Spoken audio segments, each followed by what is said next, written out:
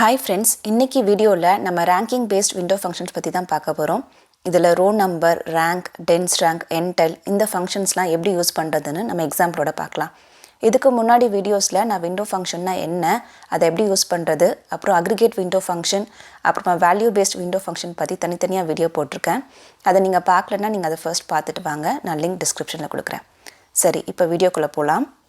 இப்போ என்கிட்ட product cost ஹிஸ்ட்ரின்னு ஒரு டேபிள் இருக்குது. இதில் வந்து எனக்கு ப்ராடக்ட் ஐடி, அதோட காஸ்ட் வந்து over the period of time எப்படிலாம் சேஞ்ச் ஆயிருக்கு அப்படிங்கிற டீட்டெயில்ஸ் வந்து இந்த டேபிளில் வந்து எனக்கு ஸ்டோர் ஆயிருக்கு.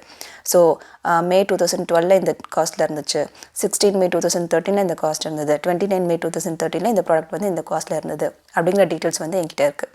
இப்போது எனக்கு வந்து இந்த ஹிஸ்ட்ரிலாம் எனக்கு வேணாம். ஒரு ப்ராடக்ட் வந்து லேட்டஸ்ட்டான ரெக்கார்ட் மட்டும் எனக்கு வேணும். கடைசியாக வந்து அது சேஞ்ச் ஆனப்போ அதுக்கு என்ன காஸ்ட் இருந்தது அப்படிங்கிற அந்த கடைசி ரெக்கார்ட் மட்டும் எனக்கு வேணும் ஒவ்வொரு ப்ராடக்ட்க்கும். எனக்கு வந்து மற்ற ஹிஸ்ட்ரி எதுவுமே தேவையில்லை அப்படின்னா அதை நான் எப்படி எடுக்கிறது? ரோ நம்பர்னு ஒரு விண்டோ ஃபங்க்ஷன் இருக்குது. ரோ நம்பர் ஓவர், இதுக்கு ஒரு அலியாஸ் நேம் கொடுக்குறேன். ஓகே, இப்போ நான் இதை எக்ஸிக்யூட் பண்ணுறேன். நீங்கள் the function row number must have an over class with order by. So order by கொடுத்தா தான் எதை வச்சு நான் ஆர்டர் பண்ணணும் அப்படின்னு தெரிஞ்சால் தான் வந்து அது ரோ நம்பர் ஜென்ரேட் பண்ண முடியும். ஸோ நம்ம எந்த காலம் வச்சு நமக்கு ஆர்டர் பண்ணணும்? மாடிஃபை டேட் வச்சு. So order by modify date. இப்போ நான் இதை எக்ஸிக்யூட் பண்ணேன்னா எனக்கு வந்து இதை எடுத்துறேன்.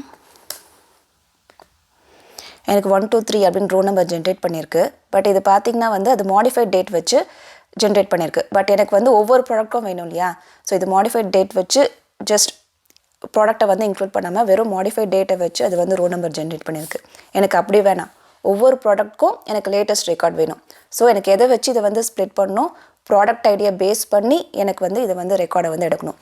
ஸோ பார்ட்டிஷன் பை வந்து நம்ம கொடுக்கணும். பார்ட்டிஷன் பை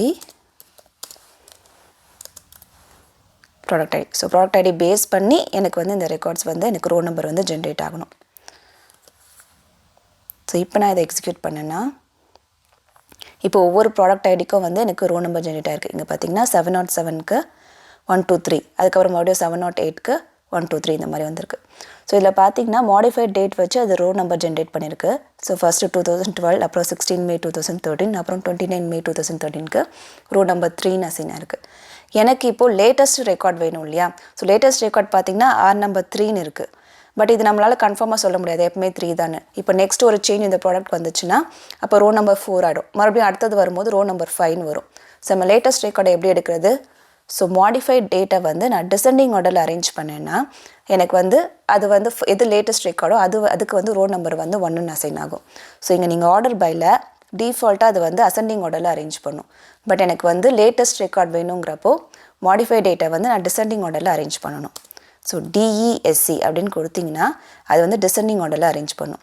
ஸோ இப்போ பார்த்தீங்கன்னா 29 மே 2013 ரோ நம்பர் 3ன்னு இருக்கு இல்லையா? இப்போ நான் இதை எக்ஸிக்யூட் பண்ணேன்னா 29 மே 2013 வந்து எனக்கு வந்து ரோ நம்பர் 1ஆக வந்திருக்கு. ஸோ இந்த மாதிரி ஒவ்வொன்றுத்துக்கும் வந்து லேட்டஸ்ட் ரெக்கார்டுக்கு வந்து ரோ நம்பர் வந்து 1ன்னு அசைனாக இருக்குது. இப்போது நான் வந்து எனக்கு ரோ நம்பர் 1ஐ மட்டும் நான் ஃபில்ட்ரு பண்ணி எடுக்கணும். இதை வந்து நான் ஒரு சிடியில் போட முடியும். சிடிஇ பற்றி உங்களுக்கு தெரிஞ்சுக்கணுன்னா இதுக்கு முன்னாடி ஒரு வீடியோவில் போட்டிருக்கேன், நான் லிங்க் டிஸ்கிரிப்ஷனில் கொடுக்குறேன், பார்த்துட்டு வாங்க. So with latest data as, இதை வந்து நான் ஒரு சிடிலையும் கொடுக்கலாம், இல்லை வெறும் சப்கொரிலையும் கொடுக்கலாம். நான் சிடி யூஸ் பண்ணுறேன். ஸோ இதை ஒரு சிடியில் கொடுத்துட்டேன். இப்போது select all from latest data where எனக்கு வந்து அலையஸ் நேம் கொடுத்துருந்தேன் இல்லையா, ஆர் நம்பர்னு. ஸோ ஆர் நம்பர் வந்து 1ஆக இருக்க ரெக்கார்ட் மட்டும் எனக்கு வேணும். இப்போ நான் இதை எக்ஸிக்யூட் பண்ணேன்னா எனக்கு வந்து ஃபர்ஸ்ட் ரெக்கார்டு, அதாவது ஒவ்வொரு ப்ராடக்ட்க்கும் வந்து ஒரு ரெக்கார்ட் தான் இருக்குது பாருங்கள். ஒவ்வொரு ப்ராடக்ட்க்கும் வந்து லேட்டஸ்ட் ரெக்கார்ட் மட்டும் வந்து எனக்கு ரிசல்ட்டில் வந்திருக்கு. ஸோ இந்த ரோ நம்பர் வந்து மெயினாக நீங்கள் வந்து டூப்ளிகேட்ஸ் ரிமூவ் பண்ணுறதுக்கு, இந்த மாதிரி லேட்டஸ்ட் ரெக்கார்ட் எடுக்கிறதுக்கு, இந்த மாதிரி யூஸ் கேஸ்க்கெலாம் வந்து இது பர்ஃபெக்டாக வந்து சூட் ஆகும். நெக்ஸ்ட் ரேங்க் ஃபங்க்ஷன் பார்க்கலாம். ஸோ இப்போ என்கிட்ட எம்ப்ளாயி டேபிள் இருக்குது. இதில் employee name, salary, department ID, இந்த டீட்டெயில்ஸ்லாம் இருக்குது. இப்போ எனக்கு என்ன வேணும்னா ஒவ்வொரு டிபார்ட்மெண்ட்லேயும் இருக்க எம்ப்ளாயீஸை வந்து அவங்க சேலரி பேஸ் பண்ணி யார் ஹையஸ்ட் சேலரி அப்படின்னு எனக்கு வந்து ரேங்க் பண்ணும். ஸோ அதிகமாக சேலரி வாங்குறவங்க வந்து ரேங்க் 1, அதுக்கு அடுத்த சேலரி வந்து ரேங்க் 2, அந்த மாதிரி வந்து எனக்கு சேலரி பேஸ் பண்ணி அந்த டிபார்ட்மெண்ட்குள்ளே எனக்கு வந்து எம்ப்ளாயீஸை ரேங்க் பண்ணும். அதை நான் எப்படி பண்ணுறது? ஸோ ரேங்க்குன்னு ஒரு விண்டோ ஃபங்க்ஷன் இருக்குது. ரேங்க் அகெயின் ஓவர், நான் அதை எக்ஸிக்யூட் பண்ணுறேன்னு வைங்க. The function rank must have an over class with order by. இதுவும் அதே மாதிரி தான், ரோ நம்பர் மாதிரி. ஆர்டர் பை இல்லாமல் அதால் வந்து ரேங்க் பண்ண முடியாது. ஸோ எதை வச்சு எனக்கு வந்து அரேஞ்ச் பண்ணணும்? சேலரி வச்சு எனக்கு வந்து அவங்கள வந்து குரூப் பண்ணணும். சேலரி வச்சு எனக்கு வந்து அவங்கள வந்து ஆர்டர் பண்ணணும். So over order by salary, அதுவும் ஹையஸ்ட் சேலரி வாங்குறவங்க தான் வந்து எனக்கு ஃபர்ஸ்ட் வரணும் இல்லையா? So descending order. நான் இதை எக்ஸிக்யூட் பண்ணேன்னா எனக்கு வந்து ஹையஸ்ட் சேலரி வந்து 24,000. அதுக்கப்புறமா ஒவ்வொன்றா ரேங்க் வந்து அரேஞ்ச் பண்ணியிருக்கு. பட் இது வந்து எல்லா டிபார்ட்மெண்ட்டையும் சேர்த்து வந்து இது ரேங்க் பண்ணியிருக்கு. எனக்கு அப்படி வேணாம், ஒவ்வொரு டிபார்ட்மெண்ட்லேயும் வந்து எனக்கு எம்ப்ளாயீஸை வந்து ரேங்க் பண்ணும். அப்போ டிபார்ட்மெண்ட்டை பேஸ் பண்ணி நான் ரேங்க் பண்ணும். So partition by department ID.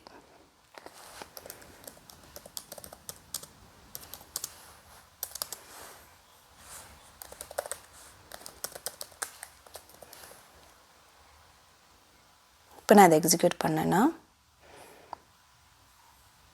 Department IT வச்சு இது ரேங்க் பண்ணியிருக்கேன். இப்போ இந்த 0 டிபார்ட்மெண்ட்டில் ஒரே ஒரு எம்ப்ளாயி தான் இருக்காங்க. So rank 1. 10லேயும் ஒரு எம்ப்ளாயி தான் இருக்காங்க. So rank 1. இந்த 20ல் பார்த்தீங்கன்னா 2 எம்ப்ளாயி இருக்காங்க. ஸோ 13,000 தான் ஹையஸ்ட் சேலரி. ஸோ அதுக்கு ரேங்க் 1. அடுத்து 6,000க்கு வந்து ரேங்க் 2 அப்படி போட்டிருக்கு. ஸோ அதே மாதிரி இந்த 30 டிபார்ட்மெண்ட்டில் வந்து 6 எம்ப்ளாயிஸ் இருக்காங்க. இப்போ பார்த்தீங்கன்னா 11,000 தான் ஹையஸ்ட்டு, அதுக்கப்புறம் 3,100 அந்த மாதிரி 6 ரேங்க்ஸ் போட்டிருக்கு. ஸோ இது ஓகே. இப்போது ஒரே ரேங்க் ஒரே சேலரி இருக்க டைமில் எப்படி இது ரேங்க் பண்ணணுன்னா, இப்போ 2 எம்ப்ளாயீஸ்க்கு வந்து ஒரே சேலரி இருக்குது அப்படின்னா இது எப்படி ரேங்க் பண்ணும்? அதுக்கு நான் ஒரு எக்ஸாம்பிள் காட்டுறேன்.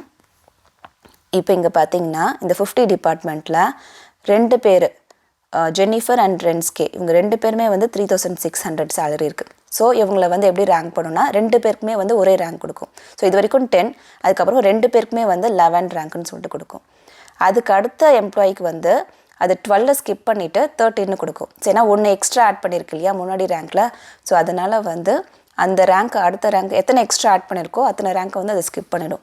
ஸோ இது ஒரு எக்ஸ்ட்ரா இருக்கிறதுனால 12 ஸ்கிப் பண்ணிவிட்டு 13 ரேங்க் கொடுத்துருக்கு. இப்போ அதே மாதிரி பார்த்திங்கன்னா இங்கே 17 பார்த்திங்கன்னா 4 பேருக்கு அசைன் பண்ணியிருக்கீங்க. 3,200 4 எம்ப்ளாயீஸ்க்கு வந்து அந்த சேலரி இருக்குது. ஸோ 4 பேருக்குமே வந்து 17 கொடுத்துட்டு ஸோ 3 எக்ஸ்ட்ரா ஆட் பண்ணியிருக்கு இல்லையா? ஸோ ஒரு 17 இல்லாமல் ப்ளஸ் ஒரு 3 எக்ஸ்ட்ரா ஆட் பண்ணதுனால 18, 19, 20 3 ரேங்கை ஸ்கிப் பண்ணிவிட்டு அடுத்த எம்ப்ளாய்க்கு வந்து 21 ரேங்க் அசைன் பண்ணியிருக்கு. இது வந்து ரேங்க் வந்து இப்படி தான் பிஹேவ் பண்ணும். உங்களுக்கு வந்து இந்த மாதிரி வேணாம், எனக்கு வந்து ஸ்கிப் பண்ண வேணாம், எனக்கு வந்து கன்சிக்யூட்டிவ் நம்பர்ஸ் எனக்கு வேணும் அப்படின்னா நீங்கள் வந்து டென்ஸ் ரேங்க் யூஸ் பண்ணலாம். இப்போ இதே வந்து நான் டென்ஸ் ரேங்க்கு கொடுக்குறேன்.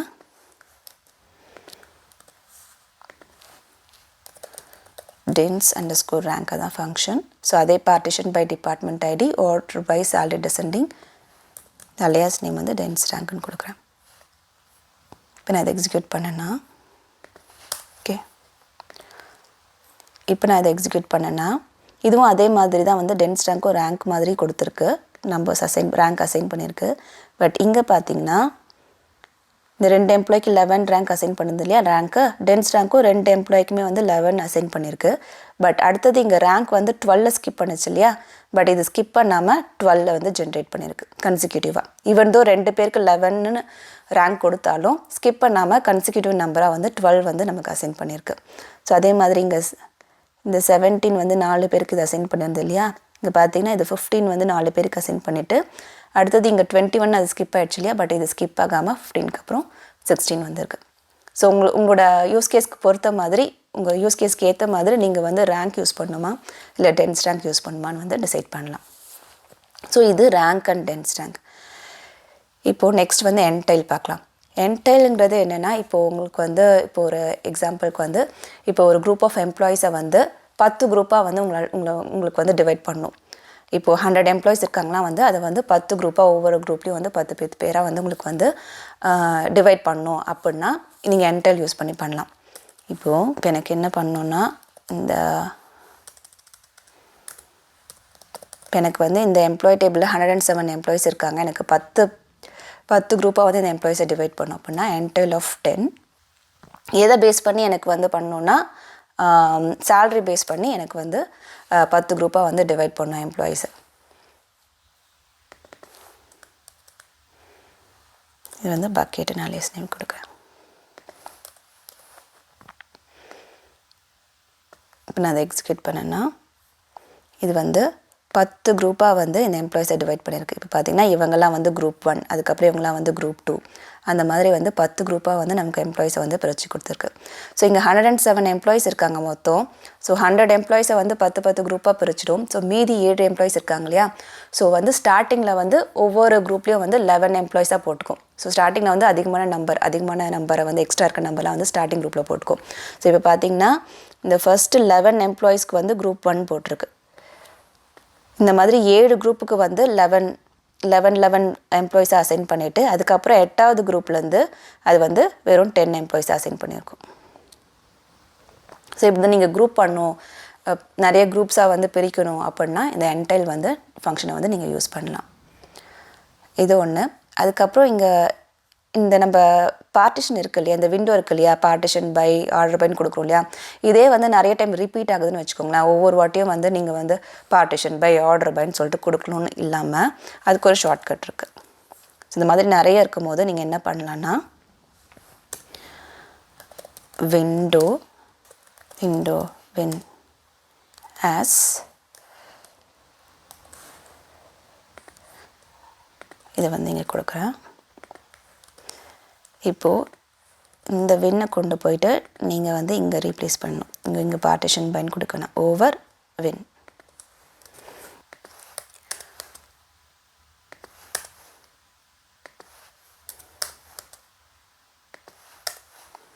ஓகே, ஓவர் வின் அந்த மாதிரி கொடுத்துணும். இதை வந்து இதுக்கு பதிலாக நீங்கள் வந்து அந்த நேமை வந்து இதுக்கு இங்கே இந்த விண்டோக்கு என்ன நேம் கொடுக்குறீங்களோ அதை வந்து நீங்கள் ரீப்ளேஸ் பண்ணிடலாம். இப்போ நான் இதை எக்ஸிக்யூட் பண்ணாலும் எனக்கு சேம் ரிசல்ட் தான் வரும். இப்போ உங்களுக்கு ரேங்கிங் பேஸ்ட் விண்டோ ஃபங்க்ஷன்னா என்ன, அதை எப்படி யூஸ் பண்ணுறது, அதோட யூஸ் கேசஸ் என்ன அப்படின்றது ஒரு ஐடியா வந்திருக்கும்னு நினைக்கிறேன். நீங்கள் SQLல பர்டிகுலராக ஏதாவது ஒரு டாபிக் பற்றி தெரிஞ்சுக்கணுன்னு நினச்சா அதை கமெண்ட் பாக்ஸில் சொல்லுங்கள்.